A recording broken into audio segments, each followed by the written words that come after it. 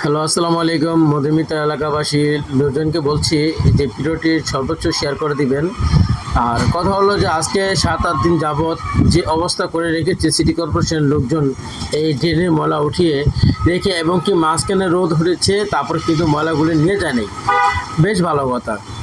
আপনারা যে দেখছেন এখন তো বৃষ্টি হয়েছে, এই দুদিন পরে সন্ধ্যার পরে রাত্রের পরে বৃষ্টি হওয়ার পরে এই রাস্তার পেক কাদা দিয়ে সম্পূর্ণ ভরে যায়, মানুষ হাঁটতে পারে না, মানুষ নামাজে যেতে পারে না, স্কুলের ছাত্ররা স্কুলে যেতে পারে না।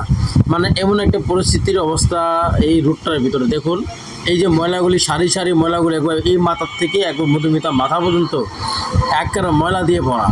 দেখছেন অবস্থা, কি একটা অবস্থা করে ফেলেছে। তাদের কোনো দায়িত্ববোধে কোনো কিছু নেই। এই ময়লাগুলি আসলে কি ভুগন্তি কারা? আমরা এবং এলাকাবাসী জনগণ। দেখেন প্রত্যেকটা জায়গায়, দেখেন প্যাক দিয়ে ভরে গেছে। কেন? ওই পাশে মানুষ হাঁটতেই পারে না, ইম্পসিবল। চা মানুষ সব এই পাশ দিয়ে হাঁটে কেন? ওই ময়লার কারণে। দেখতেই পাচ্ছেন কি ময়লা পরে আছে, সারি সারি ময়লা। একবার দেখেন এটা পাগল পর্যন্ত একটা নাকে ভিতরে হাত দিয়ে বেরিয়েছে।